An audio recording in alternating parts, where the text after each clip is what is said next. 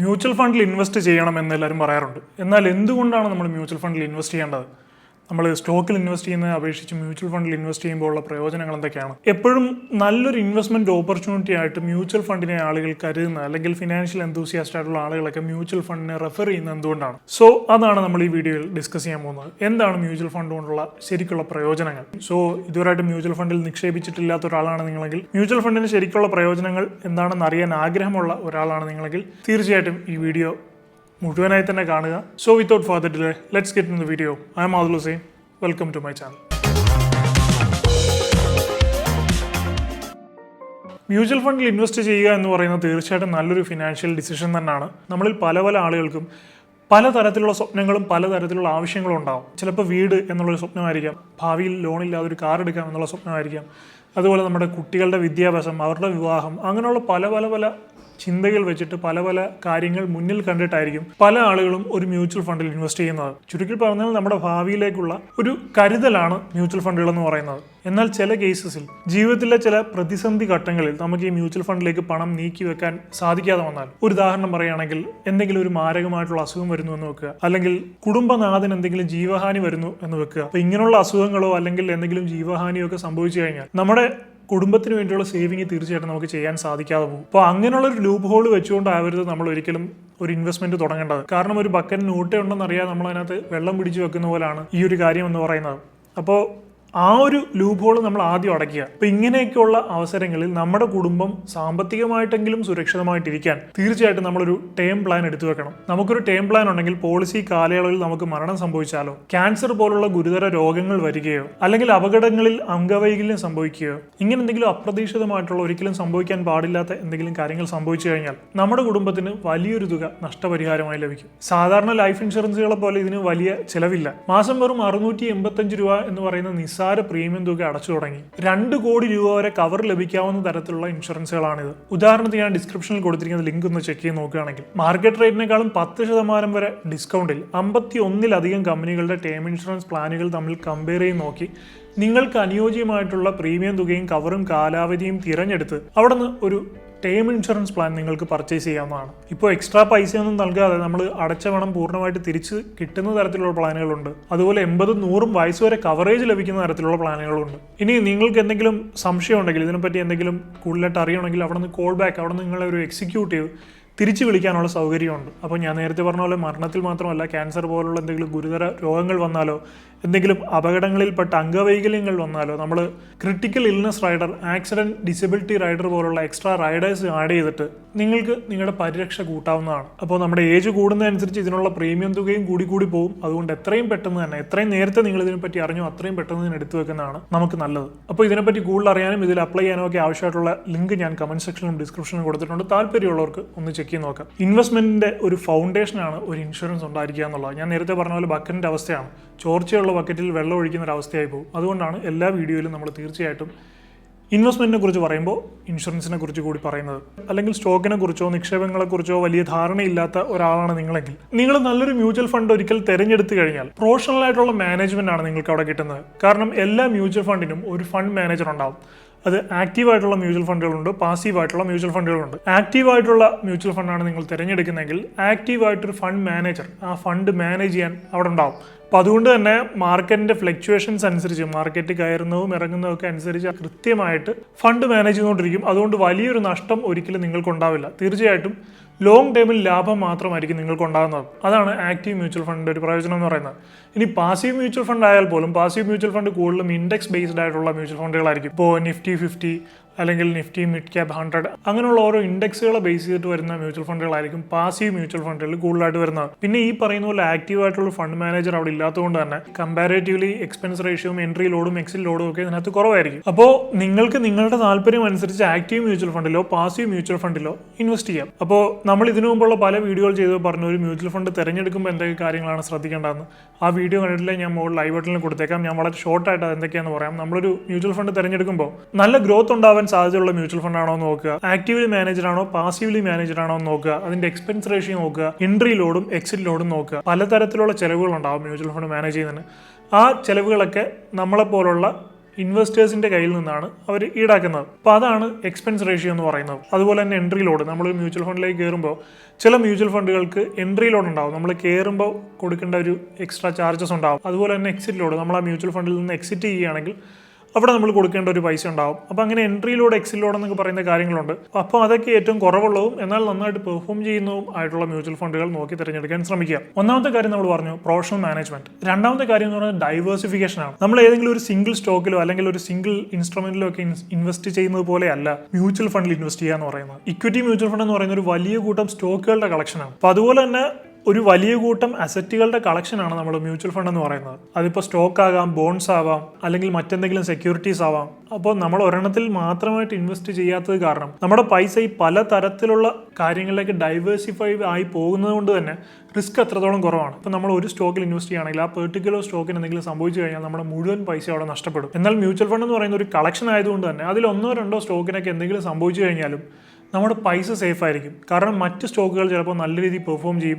അതുകൊണ്ട് തന്നെ നമുക്ക് ലോങ് ടൈമിൽ ലാഭം ഉണ്ടാകും. അത് തന്നെയാണ് മ്യൂച്വൽ ഫണ്ടിന്റെ വലിയൊരു പ്രയോജനം എന്ന് പറയുന്നത്. മാത്രമല്ല നമുക്ക് പലതരത്തിലുള്ള മ്യൂച്വൽ ഫണ്ടുകൾ ഇന്ന് അവൈലബിൾ ആണ്. ഞാൻ നേരത്തെ പറഞ്ഞത് ഇക്വിറ്റി മ്യൂച്വൽ ഫണ്ടുകളുണ്ട്, ഡെപ്റ്റ് മ്യൂച്വൽ ഫണ്ടുകളുണ്ട്, ബോൺസ് ഉണ്ട്, അതുപോലെ തന്നെ മറ്റ് സെക്യൂരിറ്റീസുകൾ ബേസ് ചെയ്തിട്ടുള്ള മ്യൂച്വൽ ഫണ്ടുകളുണ്ട്. അങ്ങനെ പലതരത്തിലുള്ള മ്യൂച്വൽ ഫണ്ടുകളുണ്ട്. ഇപ്പോൾ ഡൈവേഴ്സിഫിക്കേഷൻ എന്ന് പറയുന്നത് മ്യൂച്വൽ ഫണ്ടിന്റെ വലിയൊരു പ്രയോജനമാണ്. മൂന്നാമത്തെ കാര്യമാണ് അഫോർഡബിലിറ്റി എന്ന് പറയുന്നത്. മ്യൂച്വൽ ഫണ്ടുകൾ എന്ന് പറയുന്നത് വളരെയധികം അഫോർഡബിൾ ആണ്. ഇപ്പോൾ പല ഇൻവെസ്റ്റ്മെന്റ് ആപ്പുകൾ നോക്കിയാലും, ഇപ്പോൾ ഗ്രോ ആപ്പിലൊക്കെ ഒരുപാട് പേര് ഇൻവെസ്റ്റ് ചെയ്യുന്നുണ്ടാവും. അപ്പോൾ അതിനകത്തൊക്കെ നോക്കിയാൽ തന്നെ മാസം SIP 500 രൂപ മുതൽ ഇൻവെസ്റ്റ് ചെയ്ത് തുടങ്ങാൻ പറ്റുന്ന മ്യൂച്വൽ ഫണ്ടുകളുണ്ട്, 100 രൂപ മുതൽ ഇൻവെസ്റ്റ് ചെയ്ത് തുടങ്ങാൻ പറ്റുന്ന മ്യൂച്വൽ ഫണ്ടുകളുണ്ട്. അപ്പം അത്രത്തോളം ചെറിയ എമൗണ്ട് മുതൽ തന്നെ നമുക്ക് ഇൻവെസ്റ്റ് ചെയ്ത് തുടങ്ങാൻ പറ്റുന്ന കാര്യമാണ് മ്യൂച്വൽ ഫണ്ടുകൾ എന്ന് പറയുന്നത്. അതുകൊണ്ട് തന്നെ അഫോർഡബിലിറ്റി എന്ന് പറയുന്നത് വലിയൊരു പോസിറ്റീവാണ്. ഇപ്പോൾ നമുക്ക് ഒറ്റയടിക്ക് അത് വാങ്ങിക്കണമെന്നില്ല. നമുക്ക് മാസം മാസം നമ്മുടെ കയ്യിലുള്ള ഒരു ചെറിയ തുക അനുസരിച്ച് നമുക്ക് അത് വാങ്ങിക്കാൻ സാധിക്കും. അതിനാണ് സിസ്റ്റമാറ്റിക് ഇൻവെസ്റ്റ്മെന്റ് പ്ലാൻ എന്ന് പറയുന്നത്, SIP എന്ന് പറയുന്നത്. സോ 500-1000 നിങ്ങൾക്ക് എത്രയാണോ നിങ്ങളെ കൊണ്ട് സാധിക്കുന്നത് അതുകൊണ്ട് നിങ്ങൾക്ക് ഇൻവെസ്റ്റ് ചെയ്യാൻ സാധിക്കും. ഇപ്പോൾ എത്ര ശമ്പളം കുറഞ്ഞിട്ടുള്ള ഒരാളായിക്കോട്ടെ, ഇപ്പോൾ നിങ്ങൾക്ക് മാസം 10,000 രൂപ ശമ്പളം ഉണ്ടെങ്കിലും മാസം 1000 രൂപ വെച്ച് നിങ്ങൾക്ക് ഇൻവെസ്റ്റ് ചെയ്യാൻ സാധിക്കും. അപ്പോൾ ഒരു മനുഷ്യൻ മിനിമം 1000 രൂപ വെച്ചെങ്കിലും ഇൻവെസ്റ്റ് ചെയ്ത് തുടങ്ങണം എന്നാണ് ഞാൻ പറയുന്നത്. എത്ര വരുമാനം കുറഞ്ഞാലും ഒരു 1000 രൂപ നിങ്ങൾ നിങ്ങളുടെ മറ്റെന്തെങ്കിലും ഒരു ചെറിയൊരു വിനോദം വേണ്ടാന്ന് വെച്ചിട്ട് 1000 രൂപ നിങ്ങളുടെ നല്ലൊരു ഭാവിക്കായിട്ട് 1000 രൂപ മാറ്റി വെക്കുക. ഇതൊരു ഡിസിപ്ലിൻ ഹാബിറ്റും നിങ്ങൾ ഉണ്ടാക്കിയെടുക്കും. അതുകൊണ്ട് തന്നെ വളരെയധികം പ്രയോജനമുള്ള ഒരു കാര്യമാണ്. നമ്മുടെ സ്വഭാവത്തിൻ്റെ കാര്യത്തിലായാലും സാമ്പത്തികമായിട്ടാണെങ്കിലും ജീവിതത്തിൽ വളരെയധികം പ്രയോജനം ചെയ്യുന്ന ഒരു കാര്യമാണിത്. നാലാമത്തെ കാര്യം ഞാൻ നേരത്തെ പറഞ്ഞതായിട്ടുള്ളൊരു സാദൃശ്യമുള്ള കാര്യം തന്നെയാണ് ഫ്ലെക്സിബിലിറ്റി. നമ്മൾ ഡൈവേഴ്സിഫിക്കേഷൻ്റെ കാര്യം പറഞ്ഞ പോലെ തന്നെയാണ് ഫ്ലെക്സിബിലിറ്റി എന്ന് പറയുന്നത്. മ്യൂച്വൽ ഫണ്ട് എന്ന് പറയുമ്പോൾ പലരും ആദ്യം ചിന്തിക്കുന്നത് ഇക്വിറ്റി മ്യൂച്വൽ ഫണ്ടുകൾ മാത്രമാണ്. എന്നാൽ ഇക്വിറ്റി മ്യൂച്വൽ ഫണ്ടുകൾ മാത്രമല്ല, മറ്റ് മ്യൂച്വൽ ഫണ്ടുകളും ഉണ്ട്. ഇക്വിറ്റി മ്യൂച്വൽ ഫണ്ട് ഉണ്ട്, ഡെപ്റ്റ് മ്യൂച്വൽ ഫണ്ട് ഉണ്ട്, ഹൈബ്രിഡ് മ്യൂച്വൽ ഫണ്ട് ഉണ്ട്, സെക്ടോറിയൽ ഫണ്ട്സ് ഉണ്ട്. അപ്പോൾ ഇങ്ങനൊരു വൈഡ് വെറൈറ്റിയിൽ നിന്ന് നിങ്ങൾക്ക് ഇഷ്ടമുള്ളത് ചൂസ് ചെയ്യാൻ സാധിക്കും. ഈ നിങ്ങൾ ഇക്വിറ്റി തന്നെ എടുക്കണമെന്ന് ഒരു നിർബന്ധവുമില്ല. ഇപ്പോൾ നിങ്ങൾക്ക് നിങ്ങളുടെ കയ്യിൽ കുറേ പൈസ ഉണ്ടെങ്കിൽ അത് FD ഇടുന്നതിന് പകരം നിങ്ങൾക്ക് വേണമെങ്കിൽ ഡെപ്റ്റ് മ്യൂച്വൽ ഫണ്ടിൽ ഇൻവെസ്റ്റ് ചെയ്യാം. ഡെപ്റ്റ് മ്യൂച്വൽ ഫണ്ട് എന്ന് പറയുന്നത് എപ്പോഴും വോളറ്റിലിറ്റി കുറവായിരിക്കും, എന്നാൽ FDയേക്കാളും നല്ല റിട്ടേൺസ് തരികയും ചെയ്യും. സോ അങ്ങനെ നിങ്ങൾക്ക് വേണമെങ്കിൽ നോക്കാം. അതുപോലെ തന്നെ ടാക്സിന് വളരെയധികം കുറവുള്ള മ്യൂച്വൽ ഫണ്ടുകളുണ്ട്. അപ്പോൾ ഇത് പറഞ്ഞപ്പോൾ ഞാൻ ഇതിൻ്റെ പേരുകൾ മാത്രം ഏതൊക്കെ സെക്ടേഴ്സിലാണ് എന്തൊക്കെയാണ് അത് മാത്രം ജസ്റ്റ് ഒന്ന് പറയാം. എല്ലാം കൂടി ഈ വീഡിയോയിൽ നമുക്ക് പറയാൻ സാധിക്കില്ല. അപ്പോൾ ഇതിൻ്റെ സ്ട്രക്ചർ ബേസ് ചെയ്തിട്ട് നോക്കുകയാണെങ്കിൽ ഓപ്പൺ എൻഡഡ് ഫണ്ട്സ് ഉണ്ട്, ക്ലോസ്ഡ് എൻഡഡ് ഫണ്ട്സ് ഉണ്ട്, അതുപോലെ ഇൻ്റർവൽ ഫണ്ട്സ് ഉണ്ട്. അപ്പോൾ നിങ്ങൾ ഇതൊക്കെ ഒന്ന് നോട്ട് ചെയ്ത് വെച്ചിട്ട് ജസ്റ്റ് ഒന്ന് ഗൂഗിൾ ചെയ്ത് നോക്കി ഇതൊക്കെ എന്താണെന്ന് നിങ്ങൾക്ക് മനസ്സിലാവും. അല്ലെങ്കിൽ മറ്റൊരു വീഡിയോയിൽ ഇതിനെപ്പറ്റി കുറച്ചുകൂടി ഡീറ്റെയിൽ ആയിട്ട് ചെയ്യാം. അപ്പോൾ ഇതിൽ മ്യൂച്വൽ ഫണ്ടിൻ്റെ ടൈപ്സ് ഏതൊക്കെയാണെന്നുള്ളതല്ല, മ്യൂച്വൽ ഫണ്ടിൻ്റെ ബെനിഫിറ്റ്സ് എന്തൊക്കെയാണ് എന്നുള്ളതാണ്. എന്തുകൊണ്ട് നിങ്ങൾ മ്യൂച്വൽ ഫണ്ട് ഇൻവെസ്റ്റ് ചെയ്യണം എന്നുള്ളതാണ് നമ്മുടെ വീഡിയോ ടോപ്പിക്. അതുകൊണ്ട് ഒരുപാട് ടോപ്പിക്കിൽ നിന്ന് തെന്നി മാറി പോകാൻ ആഗ്രഹിക്കുന്നില്ല. മറ്റൊരു വീഡിയോ എടുത്ത് ചെയ്യാം. അല്ലെങ്കിൽ നിങ്ങൾക്കിപ്പം ഉടനെ അറിയണമെന്നുണ്ടെങ്കിൽ ഗൂഗിൾ ചെയ്ത് നോക്കാവുന്നതാണ്. ഇനി അസറ്റ് ക്ലാസ് ബേസ് ചെയ്ത് നോക്കുകയാണെങ്കിൽ നേരത്തെ പറഞ്ഞ ലിക്വിഡിറ്റി ഫണ്ട്സ് ഉണ്ട്, ഡെപ്റ്റ് ഫണ്ട്സ് ഉണ്ട്, ഹൈബ്രിഡ് ഫണ്ട്സ് ഉണ്ട്, മണി മാർക്കറ്റ് ഫണ്ട്സ് ഉണ്ട്, റിയൽ എസ്റ്റേറ്റ് ഫണ്ട്സ് ഉണ്ട്. ഇനി ഇൻവെസ്റ്റ്മെന്റ് ഒബ്ജക്റ്റീവ് ബേസ് ചെയ്ത് നോക്കുകയാണെങ്കിൽ growth funds, income funds, tax saving funds, ELSS, equity linked saving scheme. ഈ ഒരു ഫണ്ടിൽ വളരെയധികം നമുക്ക് ടാക്സ് സേവ് ചെയ്യാൻ സാധിക്കും. അതുപോലെ ലിക്വിഡ് ഫണ്ട്സ്. ഇനി ജോഗ്രഫി ബേസ് ചെയ്ത് നോക്കുകയാണെങ്കിൽ അങ്ങനെയും ഫണ്ട്സ് ഉണ്ട്. Domestic funds, regional funds, sectoral അല്ലെങ്കിൽ thematic funds. Risk profile base ചെയ്ത് നോക്കുകയാണെങ്കിൽ low risk funds, high risk funds, medium risk funds. ഇനി മറ്റ് സ്പെഷ്യലൈസ്ഡ് ആയിട്ടുള്ള ഫണ്ടുകൾ index fund, exchange traded funds, ETFs എന്ന് പറയും, fund of funds, dividend yield funds, capital protection funds, retirement funds. അങ്ങനെ wide variety of ഫണ്ടുകളാണുള്ളത്. അപ്പോൾ ഒരാൾക്ക് തീർച്ചയായിട്ടും ഇതിൽ ഏതെങ്കിലും ഒരു ഫണ്ട് അയാളുടെ ഇൻവെസ്റ്റ്മെന്റ് പ്രൊഫൈലുമായിട്ട് മാച്ച് ചെയ്യുന്നതായിരിക്കും. സോ അതുകൊണ്ട് തന്നെ ഏതൊരാൾക്ക് ഇൻവെസ്റ്റ് ചെയ്യാൻ കഴിയുന്ന ഒരു കാര്യമാണ് മ്യൂച്വൽ ഫണ്ട് എന്ന് പറയുന്നത്. നമ്മൾ നേരത്തെ ടാക്സ് സേവിങ്സിന്റെ കാര്യം പറഞ്ഞു, equity linked saving scheme ELSS. ഇപ്പോൾ ഇതിനകത്ത് സെക്ഷൻ 80C പ്രകാരം ഒരു വർഷത്തിൽ നമുക്ക് 1.5 ലക്ഷം രൂപ വരെയുള്ള പ്രോഫിറ്റ് ഉണ്ടാകുകയാണെങ്കിൽ, ഗെയിൻ ഉണ്ടാകുകയാണെങ്കിൽ അതിന് നമ്മൾ ടാക്സ് കൊടുക്കേണ്ട കാര്യമില്ല. ഇക്വിറ്റി ലിങ്ക്ഡ് സേവിംഗ് സ്കീം ആണെങ്കിൽ, ELSS മ്യൂച്വൽ ഫണ്ട് ആണെങ്കിൽ. അപ്പോൾ അങ്ങനെയുള്ള ടാക്സ് ബെനിഫിറ്റ്സ് ഉണ്ട്. മറ്റൊരു പ്രധാനപ്പെട്ട ഇതിൻ്റെ ഒരു ബെനിഫിറ്റ് ആണ് ഇൻഫ്ലേഷൻ ബീറ്റ് ചെയ്യാൻ പറ്റും എന്നുള്ളത്. നമ്മളിപ്പോൾ ഒരു FD ഇടുകയാണെങ്കിൽ ആ FD ജസ്റ്റ് ഇൻഫ്ലേഷൻ ബീറ്റ് ചെയ്യുമോ ഇല്ലേ എന്ന് പോലും നമുക്ക് അറിയാൻ സാധിക്കില്ല. കാരണം പെർ ഇയറൊക്കെ ഒരു 5% ഡിപ്രിസിയേഷൻ ഒക്കെയാണ് ചിലപ്പോൾ ഉണ്ടാകുന്നത്. അപ്പോൾ നമ്മളൊരു FD ഇടുകയാണെങ്കിൽ FDയിലുള്ള ടാക്സും കാര്യങ്ങളൊക്കെ പോയി കഴിഞ്ഞ് FD നമുക്ക് കിട്ടുന്നത് ചിലപ്പോൾ 6% നമുക്ക് FD റിട്ടേൺ കിട്ടുന്നത്. അപ്പോൾ അതിൽ നിന്ന് ഈ ഇൻഫ്ലേഷൻ മാറ്റി കഴിഞ്ഞാൽ പിന്നീട് ടാക്സ് നമ്മുടെ ക്യാപിറ്റലിൽ നിന്നായിരിക്കും ചിലപ്പോൾ കുറയുന്നത്. സോ അതുകൊണ്ട് തന്നെ ഒരിക്കലും നല്ലൊരു ഇൻവെസ്റ്റ്മെന്റ് ഓപ്പർച്യൂണിറ്റി FD ആണെന്ന് പറയാൻ സാധിക്കില്ല. അതേസമയം നമുക്ക് ഏറ്റവും കുറഞ്ഞ ഒരു പാസീവ് മ്യൂച്വൽ ഫണ്ടിൽ അല്ലെങ്കിൽ ഒരു ഡെപ്റ്റ് ഫണ്ടിൽ ഇൻവെസ്റ്റ് ചെയ്താൽ പോലും ഇൻഫ്ലേഷനും ബീറ്റ് ചെയ്യാൻ സാധിക്കും. അതിന്റെ ടാക്സും പോയി കഴിഞ്ഞാലും വീണ്ടും നമുക്ക് അവിടെ പ്രോഫിറ്റ് ഉണ്ടാവും. മറ്റൊരു കാര്യമാണ് റെഗുലേഷൻ ആൻഡ് ട്രാൻസ്പെറൻസി. വളരെയധികം ട്രാൻസ്പെറന്റ് ആണ് മ്യൂച്വൽ ഫണ്ടുകൾ എന്ന് പറയുന്നത്. Securities and exchange board of India, നമ്മുടെ സ്റ്റോക്കുകളാണെങ്കിലും മ്യൂച്വൽ ഫണ്ട് ആണെങ്കിലും ബ്രോക്കേഴ്സിനായാലും ഇതിനെല്ലാം മോഡറേറ്റ് ചെയ്യുന്നത് SEBI ആണ്, securities and exchange board of India. അതുകൊണ്ട് തന്നെ മ്യൂച്വൽ ഫണ്ടുകളും SEBI റെഗുലേഷൻസ് അനുസരിച്ച് വർക്ക് ചെയ്യുന്ന ഒരു കാര്യമാണ്. അതുകൊണ്ട് തന്നെ ട്രാൻസ്പെറന്റ് ആണ്, സേഫ് ആണ്. എന്തുകൊണ്ട് നിങ്ങൾ 2025 മ്യൂച്വൽ ഫണ്ടിൽ ഇൻവെസ്റ്റ് ചെയ്ത് തുടങ്ങണം എന്ന് പറയുന്നത്, ഫിനാൻസ് എന്തൂസിയാസ്റ്റ് ആയിട്ടുള്ള ആളുകൾ അതുപോലെ തന്നെ സാമ്പത്തിക വിദഗ്ധരൊക്കെ പറയുന്നത് തീർച്ചയായിട്ടും 2025 നമ്മൾ ഈ ഒരു സിറ്റുവേഷനിൽ മ്യൂച്വൽ ഫണ്ടിലൊക്കെ ഇൻവെസ്റ്റ് ചെയ്ത് തുടങ്ങാൻ അല്ലെങ്കിൽ നല്ലൊരു ഇൻവെസ്റ്റ്മെന്റ് ഒക്കെ തുടങ്ങാൻ തീർച്ചയായിട്ടും നല്ലൊരു സമയമാണെന്നുള്ളതാണ്. കാരണം നിങ്ങൾക്കറിയാം നിഫ്റ്റി വളരെയധികം ലോയിൽ കിടക്കുകയാണ്. അപ്പോൾ ആ ഒരു ഡിപ്പിൽ അത്രയും വില കുറവിൽ നമുക്ക് ഇൻവെസ്റ്റ് ചെയ്ത് തുടങ്ങാൻ സാധിക്കും. ഇപ്പോൾ ട്രേഡിംഗ് ആണെങ്കിൽ പോലും എപ്പോഴും നമ്മൾ ഡിപ്പിൽ ബൈ ചെയ്ത് അതിന്റെ ഹൈയിൽ വിൽക്കാനാണ് പഠിച്ചിരിക്കുന്നത്. സോ അതുകൊണ്ട് തന്നെ ഇപ്പോൾ തീർച്ചയായിട്ടും മാർക്കറ്റ് ഒരു ഡിപ്പിൽ നിൽക്കുകയാണ്. ഇൻവെസ്റ്റ് ചെയ്ത് തുടങ്ങാൻ നല്ല ഓപ്പർച്യൂണിറ്റിയാണ്. ലംസമായിട്ട് ഇൻവെസ്റ്റ് ചെയ്യാനാണെങ്കിലും അല്ലെങ്കിൽ ഇനി SIP തുടങ്ങാനും ഒക്കെ നല്ലൊരു ഓപ്പർച്യൂണിറ്റിയാണ്. അതുകൊണ്ട് തന്നെ തീർച്ചയായിട്ടും നല്ലൊരു സമയമാണ് ഇപ്പോൾ ഇൻവെസ്റ്റ് ചെയ്ത് തുടങ്ങാനായിട്ട്. മറ്റൊരു കാര്യം കോസ്റ്റ് എഫക്റ്റീവ്നെസ് ആണ്. കാരണം കഴിഞ്ഞ വർഷങ്ങളുമായിട്ട് കമ്പയർ ചെയ്ത് നോക്കുമ്പോൾ ഇപ്പോൾ അതിൻ്റെ എക്സ്പെൻസ് റേഷ്യോ ഒക്കെ പല ഫണ്ടുകളുടെയും കുറയുന്നതായിട്ടുള്ള ചെറിയ പെർസെൻറ്റേജിലൊക്കെ കുറയുന്നതായിട്ട് നമുക്ക് കാണാൻ സാധിക്കുന്നുണ്ട്. അതുകൊണ്ട് തന്നെ ഇപ്പോൾ നമുക്ക് വളരെയധികം കോസ്റ്റ് എഫക്റ്റീവ് ആയിട്ടുള്ള ഒരുപാട് ഫണ്ടുകളുമുണ്ട്. 10ാമത്തെ കാര്യം ഫിനാൻഷ്യൽ ഗോൾസ് ആണ്. നമ്മുടെ ഒരു ഫിനാൻഷ്യൽ ഗോൾ അച്ചീവ് ചെയ്യാൻ നമ്മളെ സഹായിക്കുന്ന ഏറ്റവും ഈസിയായി ചെയ്യാൻ സാധിക്കുന്ന ഒരു കാര്യമാണ് മ്യൂച്വൽ ഫണ്ട് എന്ന് പറയുന്നത്. സ്റ്റോക്കിൽ ഇൻവെസ്റ്റ് ചെയ്യുന്ന പോലെ അത്രത്തോളം കോംപ്ലക്സ്ഡ് അല്ല.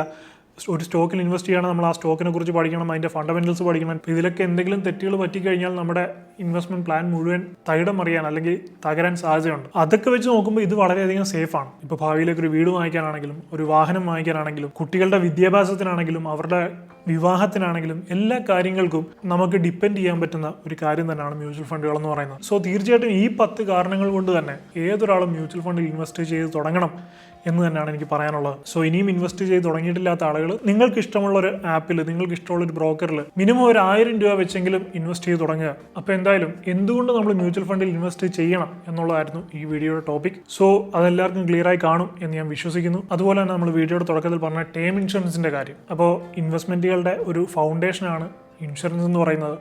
ഞാൻ നേരത്തെ പറഞ്ഞ പോലെ മാർക്കറ്റ് പ്രൈസിനേക്കാളും ഇപ്പോൾ 10% വരെ ഡിസ്കൗണ്ടിൽ നിങ്ങൾക്ക് ഇഷ്ടപ്പെട്ട കമ്പനികൾ തമ്മിൽ കമ്പയർ ചെയ്ത് നോക്കി നിങ്ങൾക്കൊരു ടേം ഇൻഷുറൻസ് തിരഞ്ഞെടുക്കാനുള്ള അവസരമുണ്ട്. ടേം ഇൻഷുറൻസുകളുടെ പ്രീമിയം വർഷം തോറും കൂടിക്കൊണ്ടിരിക്കുകയാണ്. നമ്മുടെ പ്രായം കൂടുന്നതനുസരിച്ച് പ്രീമിയം തുകയും കൂടും. മാത്രമല്ല എല്ലാ ആളുകൾക്കും ചിലപ്പോൾ ടേം ഇൻഷുറൻസ് കിട്ടിക്കൊള്ളണമെന്നില്ല. നമ്മുടെ പ്രായം, നമ്മുടെ വിദ്യാഭ്യാസം, നമ്മുടെ വരുമാനം, ഇങ്ങനെ പല കാര്യങ്ങളെ ബേസ് ചെയ്തിട്ടാണ് ഒരാൾക്ക് ടേം ഇൻഷുറൻസ് കിട്ടുമോ ഇല്ലേ എന്നൊക്കെ നമുക്ക് അറിയാൻ സാധിക്കുന്നത്. അപ്പോൾ നിങ്ങൾക്ക് കിട്ടുമോ ഇല്ലോ എന്നൊക്കെ അറിയാനും ഇനി എടുക്കാൻ താല്പര്യമുണ്ടെങ്കിലും ഞാൻ കമന്റിലും ഡിസ്ക്രിപ്ഷനിലും കൊടുത്തിരിക്കുന്ന ലിങ്ക് ഒന്ന് ചെക്ക് ചെയ്ത് നോക്കുകയാണെങ്കിൽ നിങ്ങൾക്ക് അത് അറിയാൻ സാധിക്കും. സോ താല്പര്യമുള്ളവർ ഒന്ന് ചെക്ക് ചെയ്ത് നോക്കുക.